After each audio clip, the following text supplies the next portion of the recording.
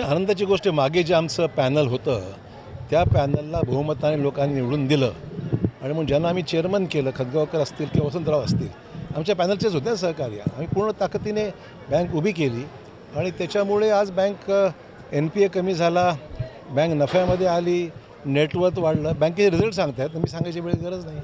साहेब 2008 मध्ये जेव्हा बँक अवसानात आली, बंद करण्याची पाळी आली, हो. त्यावेळेस आपण प्रयत्न केला, भाषणातही उल्लेख हो. केला. नेमका काय किस्सा होता? कारण श्रेयवाद विषय असं श्रेयवाचा विषय नाही आहे. विलासराव की तुमचा श्रेयवादाचं नाही, श्रेय दोघांचं नाही. असं ऐकून घ्या, विलासरावांनी एक भूमिका घेतली होती बँकेला मदत करायची, विषयच नाही तो, आम्ही मानतोच तो.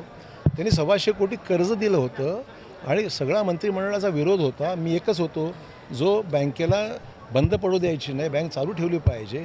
शेवटी मुख्यमंत्र्यांनी माझं ऐकलं आणि 1,200 कोटी कर्ज दिलं. ते मी आल्यानंतर त्या कर्जाचं रूपांतर अनुदानामध्ये केलं. हा फरक आहे. म्हणजे अनुदान म्हणजे आता कर्ज बँकेला भरत बसावं लागलं असतं, ते आम्ही रूपांतर अनुदानामध्ये केलं. विलासराव मुख्यमंत्री होते, आपण भाषणात म्हटलं की बंद करण्याचा निर्णय मंत्री हो, होणार होतो. मी एकटाच मंत्री हो, बिलकुल खरी गोष्ट आहे. विलासरावांचे तुम्ही आभार मानणार का? कारण नक्कीच त्यांनी बंद मानणार, करण्याचा निर्णय नक्कीच मानणार. त्यांनी मंत्रिमंडळामध्ये माझ्या भूमिकेला त्यांनी सपोर्ट केला की बंद पडू द्यायची नाही. माझं म्हणणं एवढंच होतं की बँक जर बंद पडली, डिपॉझिटरचे पैसे अडकून जातील, लोकांना पैसे मिळणार नाहीत, लोकांचे संसार उद्ध्वस्त होतील, गरीब माणसाचे पैसे होते बँकेत ते बुडून नाहीत, म्हणून मी भूमिका घेतली आणि विलासरावांनी माझ्या भूमिकेला साथ दिली, म्हणून ही बँक टिकली. सर, बऱ्याच वर्षानंतर आता मराठवाड्याकडे सहकार मंत्रीपद आहे. अपेक्षा आहे का मराठवाड्यातील ज्या सूतगिरण्या मी सांगितलं कारखाने बंद ना, झाले, मराठवाड्यामध्ये नवीन गुंतवणूक यावी म्हणून जे GSTमध्ये हे असतं, परतावा असतो, तो 100% परतावा काही जिल्ह्याला मिळू शकतो, काही ठिकाणी 50% मिळू शकतो.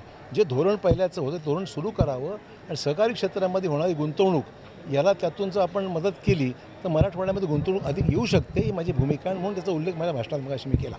सर, दिशा समितीचा एक विषय आहे. आपण दिशा समितीच्या भेटीत होता. नांदेडकर अक्षरशः MSEBच्या त्रासाला वैतागले आहेत. गोष्ट खरी आहे. उभारणी करणं अत्यंत गरजेचं. आम्ही बोललो ना, तुम्ही म्हटलं फोन उचला हे सांगण्यापेक्षा मी म्हटलं तुम्ही कॉल सेंटर उघडा, त्या कॉल सेंटरनी फोन घ्यावेत, तुमचा मेसेज पास ऑन करावा आणि ते इम्प्लिमेंट करून लोकांना कळवावेत. सिम्पल गोष्ट आहे. त्यांच्याकडून आम्ही सांगितलं बाबा तारा लोम करतायत, अंडरग्राऊंड करा, लोकांना ट्रान्सफॉर्मर ताबडतोब उपलब्ध करून द्या. बऱ्याच सूचना आम्ही केल्या, त्याने हो म्हटलं, पण काय करतात बघूया. आमदार गायकवाडांचा एक विषय राज्यभर गाजतो. त्यांनी प्रकाशकाला शिवीगाळ केली. शिवाजी कोण होता? असं आहे की कुठल्याही गोष्टीबद्दल काही आक्षेप असतील तर त्यांनी योग्य पद्धतीने नोंदवावेत. शिवीगाळ करणं उचित नाही आहे.